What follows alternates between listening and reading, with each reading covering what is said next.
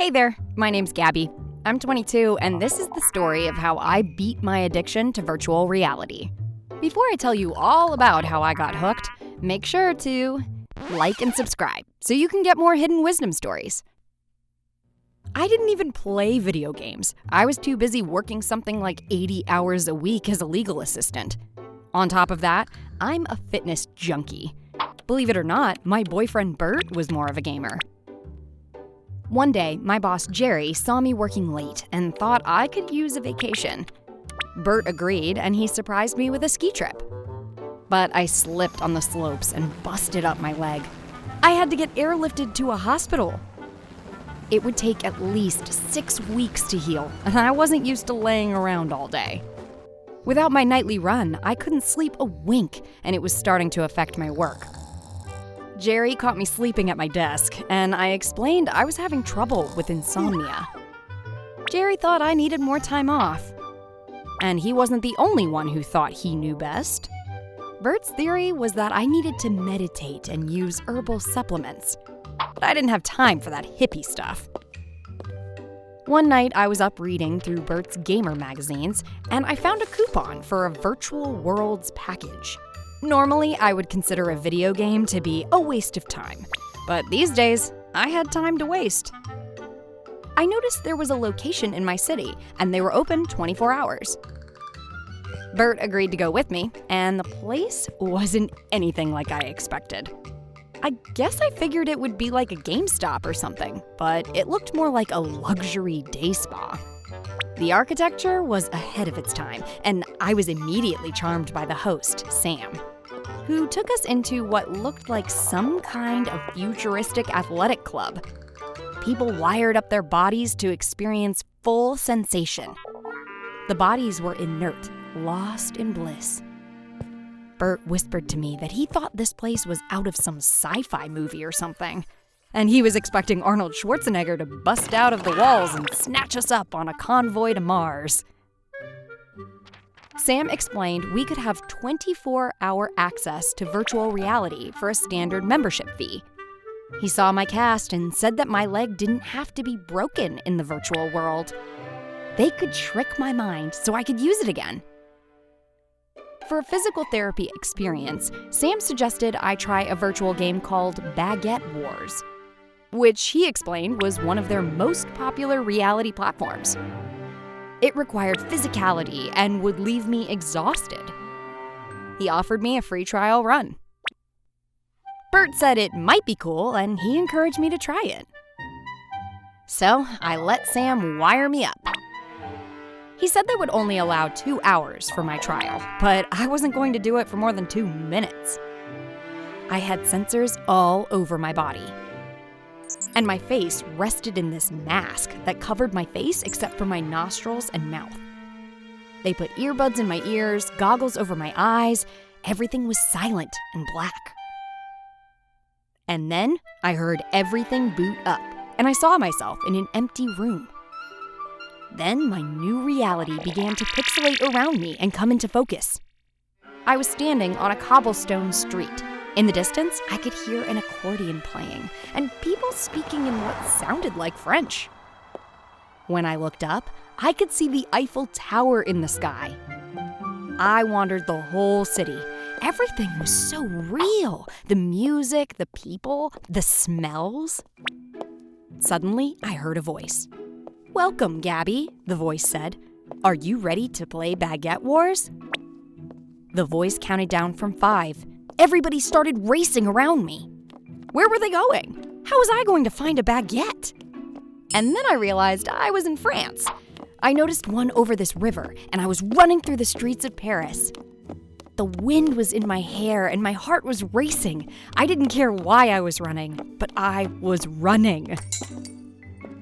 The bakery seemed empty, and when I stepped inside, I was overwhelmed with the smell of baking bread. And I realized I was hungry. But just then, everything pixelated away. And I was staring at Bert, who was asking me impatiently if I was ready to go. I said I had just gotten into the bakery. I wanted to finish the trial. But Sam told me that my 2 hours were up. That night, I slept better than a baby, and the next day, I woke up refreshed. I couldn't believe how real it felt, and I decided I wanted to become a member. Baguette Wars was pretty much a silly but fun race to the bread, where your baking skills helped you wield a weapon of yeast and water. After choosing a brioche or rye, you could join a tournament-style first-person fighter and dough your way to the top of the food chain. There were other games too, and I had mastered most within the first month. I wasn't really sleeping much because I was up all night playing. By the time my leg was healed, I couldn't get enough of the virtual world. They sold me my own equipment so I could plug in at home. I was making baguettes everywhere, in the street, at the pool, even at the laundromat. I hated how in real life my boss and boyfriend and pretty much everybody was trying to tell me what was best. But in the virtual world, I was in 100% control. I could be my best me, build my own world, do anything. I was getting bored with real life, and people started to tell. I stayed out after Bert would go to sleep, and I was missing most dinners with him too. At work, I was counting the minutes till I could get off and plug in. And when I came in mornings, my mind would be buzzing from being wired in all night. One day, Jerry called me in his office and griped me out about my performance. I was on thin ice. I thought Bert would sympathize, but he suggested I get a better night's sleep. I tried to tell him that I was plugging in because I couldn't sleep, not the other way around. But Bert just said he wanted to help me with my addiction. I was trying to avoid Bert's judgment, so I was plugging in more and staying out later. And I guess I got a little overwhelmed one day, because I missed most of the morning at work.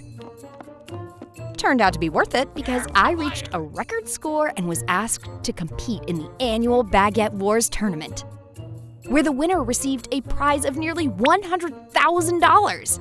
If I won, I wouldn't have to worry about work at all. In the game, I was undefeated, and my breadmanship had gotten me to the elite round, which was like the playoffs of this tournament. But in the real world, Bert was getting more and more concerned. But my eyes were on the prize, and I didn't have time for naysayers. Bert was trying to get me to take a break from the game and to consider looking for a new job. But I had to train and didn't have time for real-world problems. In Baguette Wars, I was queen. I had reached the final round, and I was going to be facing a player I hadn't heard of. The handle was Jamie, but when I looked closer at the profile, I realized it was a couple. It was actually James and Amy, but they were doing that stupid cutesy thing where they join names and play together. They immediately hit me with a preemptive strike. While James was baking their weaponry, Amy sabotaged my oven, and I couldn't cook the baguette all the way through. When we faced off on the Eiffel Tower, my baguette was soggy. Team Jamie disarmed me and knocked me from the tower. It was most definitely an epic fail, and when everything pixelated, I was at home. I couldn't afford to renew my membership. I asked Bert for help. He agreed, but said it wouldn't be the help I wanted. I knew what he meant. I was still mad about that stupid Jamie couple beating me. It was totally unfair. They got to work as a team. They were partners. But where was my partner? Then it hit me. Bert had been there the whole time. Maybe not in the virtual world, but in the real world. The only way to fix my problem was to let Bert help. After all, 2 heads are better than 1. For me, it was a hard lesson to learn because I wanted to be in control. But once I let people help, things started to look up. Bert suggested I start jogging again, and he even offered to join me. It was good advice, and I'm happy I took it. Bert even helped me find a new job. So let's just say I'm sleeping a lot better these days. I can't believe I let a silly game take over my life. Have you ever been consumed with something? Tell us about it in the comments. And don't forget to like and subscribe for more hidden wisdom stories.